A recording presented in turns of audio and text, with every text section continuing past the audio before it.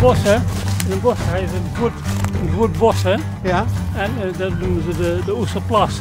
En daar stond ook zo'n bos en daar stonden allemaal kastanjes en notenboom. Dat vond ik prachtig, toen kon ik kastanjes gaan rapen. En toen heeft hij een keer heel veel kastanjes gerapt. Oh, een paar duizend. Hij heeft bovenop een zolder liggen, op zo'n tapijt. En ik keek er verder niet naar. Maar wie ik toen 3 weken, 4 weken later kwam, was alles gries. Kon zich alles weggooien. Mocht je de kastanjes vergeten? Ja, die waren naad en die leurden niet. En die was allemaal gries. Ik eigenlijk maar moe. Oh ja.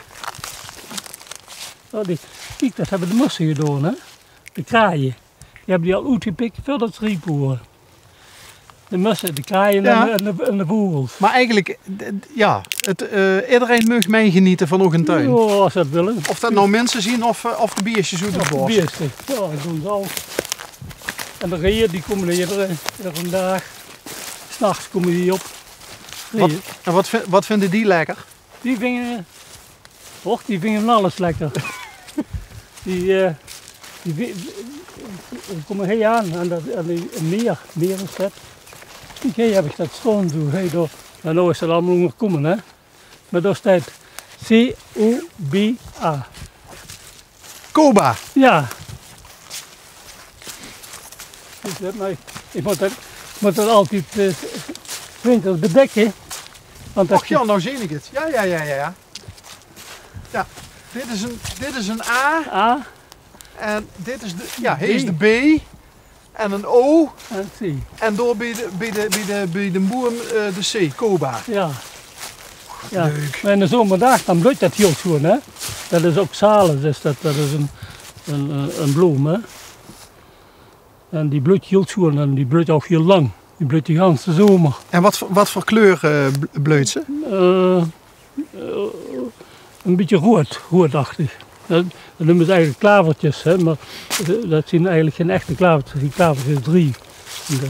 En ook als het flink vries in de winter, dan komen die er even goed door. Nee, ja, daarvoor dek ik die af, hè. Dat zijn knolletjes. En wat dek je die mee af? Nee, met die bleer. Ja, ik moet Dus bij de mensen weg. Dat neem ik allemaal met van huis zetten. Dus je haalt bij de mensen in het dorp haalt je de blaren weg. Juist. En daar dek je hier Ja. de bloemkes mee af. Ja. En dat is allemaal mijn tuinafval. Van mijn eigen tuin thuis. En ook dat wordt hier Dat als... wordt allemaal honger gespuit. Spuit ik allemaal honger. Dus waar we nou hier staan, meneer Nijssen, dat gaat je ook nog eens Ja, sparen. dat is allemaal... met posten is dat allemaal honger gespuit. Nee, dit moet allemaal anders honger. Maar dit heb ik nog gebruikt voor... Dat is ook allemaal... Dat is hekken, scheersel. Dat heb ik ook bij de mens gehaald. Heb je ook altijd zo verbonden gevuld met de natuur? Want dit is toch wel heel bijzonder. Nou, ik zal u vertellen. Ik heb wie ik daar in Averees werkte, die moest ik door gedetineerden bewaken. Hè. Die moesten werken op het land en ik kon niks doen. En ik verveelde me door, dat die te veel zo lang. Hè. Ik dacht, ik ga toch een keer iets anders doen. En toen kwam ik in Breda, of in Vught, in een bos. En toen zag ik altijd tussen weer moren. Overdag, weet wel, ze moest werken, ja, ze weer moren. Zag ze hem goed liggen of zo. En ik dacht, als ik nou niet meer hoef te werken, dan kon ik zo gaan beginnen dat ik altijd in de vrijloop ben. En dat heb ik gerealiseerd. Dus eigenlijk zit je een beetje de tijd in het halen. Juist. De titel, dat is eigenlijk... Tussen de vier moren. Ja.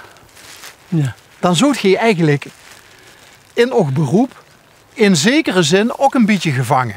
Ja, ik was gevangen, een beetje gevangen. Maar ik kon zoveel snoes komen, die anderen die moesten binnen. Ja, dat klopt. Dat was het verschil. Hè?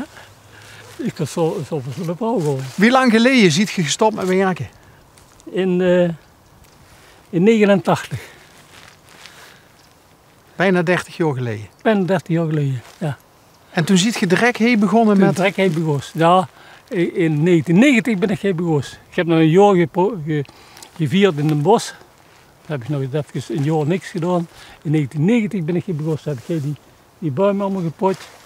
Toen ben ik met begos. En toen die Ja, deze hè? ja. Want het valt me op. Het is precies in een driehoek. Hè? Ja, een driehoek. En je hebt overal heb je die bumpjes. Ja. Toen dacht je van, dat wordt een heel mooi Ja, pleetje straks. Ja. Ja. Wat zien het voor buim trouwens? Hè? Wat voor buim zien het? Dat zijn populieren. Populieren. En de oorspronkelijke die komen uit een dungen. Dat heb ik als kleine stekjes heb ik die metgenomen hier naar Heljen in. Want toen dat hij geen auto, moest ik altijd met een trein reizen. En dan ligt hij in de koffer, best wel zo'n stekjes. Zo. Dus zout je met de stekjes van de populieren zout je in de koffer in een trein. Ja. Ja.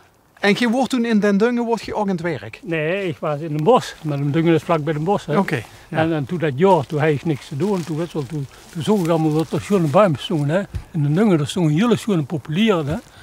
Die verklompen. En toen dacht Piet Nijssen, dat is wat voor mijn Dat tuin. is voor mijn tuin, daar kon ik stoppoten. Ja. Waar vult je ook nou meer toe? Hey of in een dorp? Tussen de Veermoren.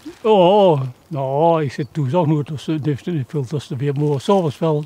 Maar kijk, dan neem ik hout met. En dan zoog ik in de kachel op, een houtkachel. Je hebt een houtkacheltje. Ja. Ja. Een haard heb ik ingebouwd, een kachel. En dat steeg je op. En in die doos en de zak heb ik allemaal nog vandaag metgebracht. Neem ik dat met en dan... En Den Doers, die had ook al wat meegemaakt, zo te zien. Ja, of we niet? hadden heel metgemaakt. Ik had met touwen en lijm moeten bingen. Ja, dat is mijn derde fiets al. Die anderen die zijn allemaal versleten van de prachten. Ja, want hoe ver is het van hier naar Hoes? 2,5 kilometer. Dus een kwartier fietsen. Ja, een kwartiertje. Dat wil niks zeggen. Nou, als ik goed heb geluisterd, je wordt met 9 toes vroeger, hè? Ja. Komt je uit een sterk geslacht in de zin van, weer er meer zo oud bij jou in de familie? Boven mij, dat is 89. En die heeft nog veel helder gewerkt dan ik. Die heeft altijd in het hout gewerkt, de laatste jaren dan. Dus vroeger is ja, dat is ook van alles geweest. Maar dat is eigenlijk is de melkventer geworden en toen is ze zelfstandig gereden met zo'n SRV-wagen. Dus de hele dorp bezocht. Zo. Ook hier in Helden. Of nu een heel niveau. En daar woont er nog steeds? Dat woont er nog steeds. Heel bijzonder iemand. Nog bijzonderder als ja, jij? die heeft nog veel meer metgemaakt als ik. Ja. Ik heb niks metgemaakt. Je hebt niks metgemaakt? Ik heb ben gewoon een kleine boerenjongen. Hè? Maar je kent wel mooi vertellen? Oh ja. Als ze wil reizen en metmaken, dan kan ze veel vertellen. Hè? Ja. Dus heb je toch wel een bijzonder leven gehad? Ik vind dat ik een heel schoon leven heb gehad. Een heel fijn leven heb ik gehad. Ik heb veel metgemaakt. Ik heb heel veel vrijheden gekend. Want ja, bij het gevangeniswezen ben ik 27 jaar, heb ik eigenlijk een leidinggevende functie gehad. Hè. En, ja, dan mag ze met alles met. Hè. Je hebt altijd medewerkers. Hè. Jij geen personeel, maar jij medewerker. En soms tegenwerkers ook wel. Zeg nog één keer wat je tegen de medewerkers zei, voordat je naar Hoes ging. Jongens, bedankt. We hebben ons werk maar goed verricht. Hè? Dat zag je in het Hollands. Dat verstond je niet. Hè? Mensen, bedankt. Hè? Hebben we goed gewerkt. Hè? Is er wel eens een ontsnapt? Terwijl je... Nou, ik zal je vertellen. Bij mij is er nooit een ontsnapt. In Toesen waar ik niet. Wel een keer toen was ik in Balkbrug. Hè? En toen moest ik met zo'n voetbalploeg. Er waren 17 man. Moest ik gewoon, die speelde gewoon met in de competitie door. Hè? Echt hoor. Ja, allemaal die psychopaten, hè. En dan moest ik met 17 man naar Wanneperveen.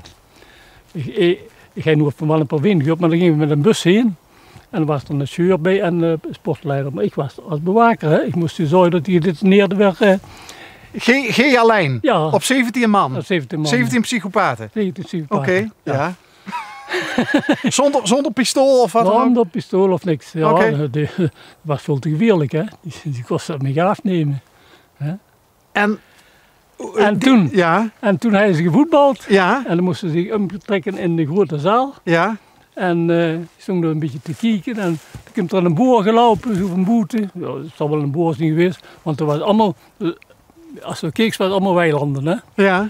Hij zei, er zijn er tweede weilanden, jongen. Nou, ik dacht, ja, dan heeft ze die instructies, was allemaal zo en zo. En ik deed dat.